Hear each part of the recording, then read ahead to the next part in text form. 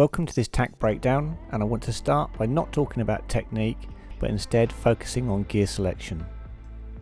When learning a new manoeuvre, one of the things you want to make sure you do is select gear that makes learning easier. Note that all of the following is based on around an 80 kg rider weight. Adjust accordingly for lighter or heavier riders. When it comes to tacking, what we are looking for is a foil that can drive upwind well, has a good glide and a reasonable turn of speed. We want to pair this with a tail stabiliser that is not too draggy and allows a reasonably tight turn. An example of such a foil would be the Axis HPS 1050, which is our 1500 area foil. Although it rides a lot like a 1700, it has a good glide and is mid-aspect, so unlike high aspect foils, it's nice and stable or locked in during turns.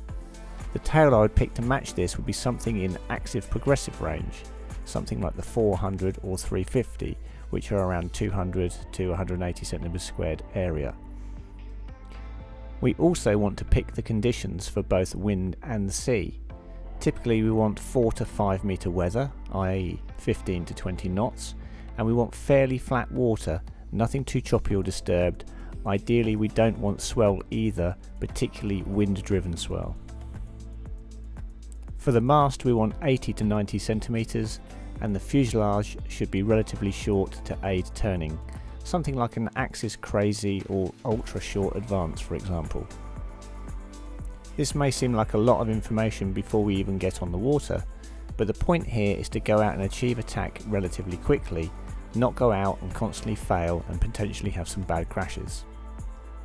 Whilst I don't want to focus on negatives, tacking is a move where we can have some quite bad crashes when first learning, so impact vest and helmet are a good idea, as it's not unusual to scissor the board, i.e. the board rolls back towards the hillside whilst you fall forwards towards the toe side towards the foil.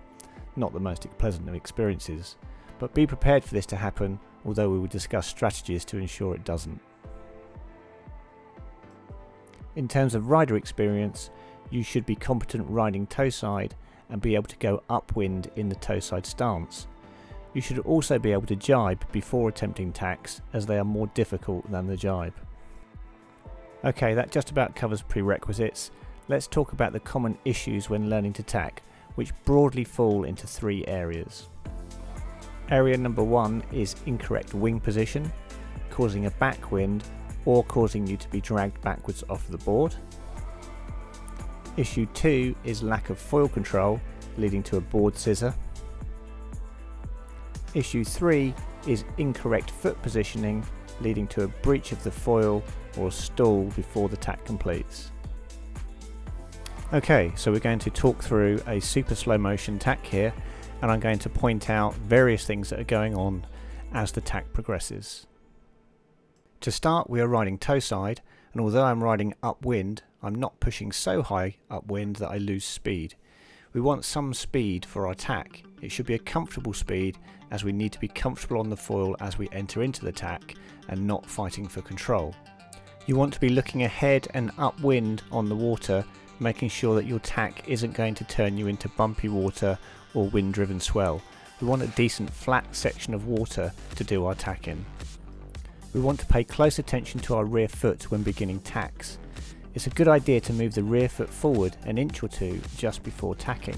This combats transferring weight onto the rear foot and causing a foil breach or stall, which is a very common issue. The tack is initiated with some toe pressure to start the board turning into wind.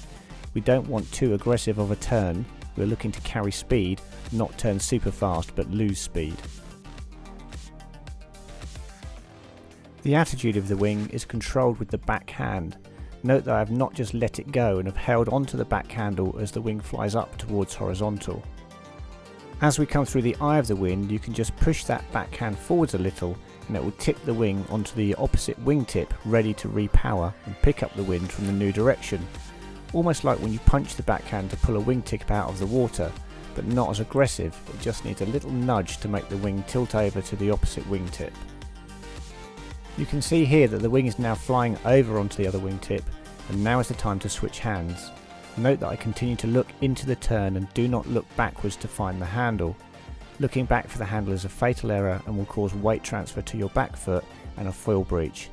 At this point in attack, we also want to be concentrating on driving through the front foot to maintain foil speed and not leaning back and losing speed due to the foil climbing. At this point, the wing is starting to repower and we can push the wing forwards in the direction of travel to get it to refill with wind and allow it to pull us through the last part of the tack. You can see here that I'm now starting to pull on the wing and force the board through that last part of the turn and back onto power. Notice how far I've reached forward in order to grab the wind, and then a little pump to then pull us onto foil and out of the tack.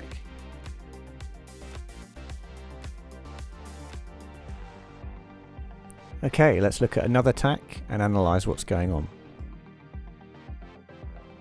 Once again, we have a nice comfortable speed before initiating our turn upwind, and you will notice I adjust my back foot slightly to allow me to apply constant toe pressure more easily. This is really important. We want to be turning constantly, not starting the turn and then forgetting our toe pressure and just losing the turn or going straight. This is when a board scissor can occur, as we can be knocked onto our heels, causing the board to divert out of the turn whilst we get unbalanced and fall forwards towards the foil. Once again, as we turn into wind, the wing starts to fly flat and the backhand starts to control the wing attitude.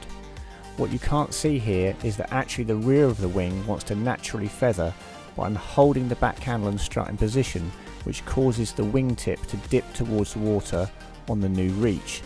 Also note that I'm keeping my front hand well in front of me and not allowing that hand to get up and above or behind my head.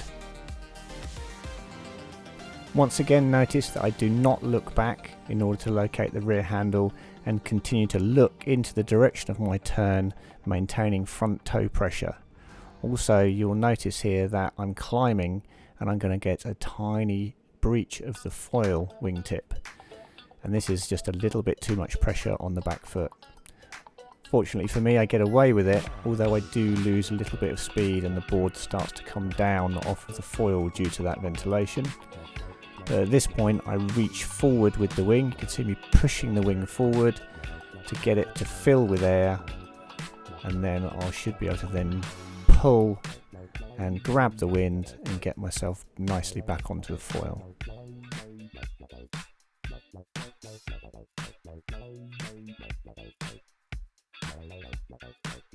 And you can see here that I do get a little bit of a touchdown due to that breach of the foil, but because I've reached forward and got the wing nicely full of wind, I'm able to just give it a bit of a yank and then get straight back up onto foil and ride out of it.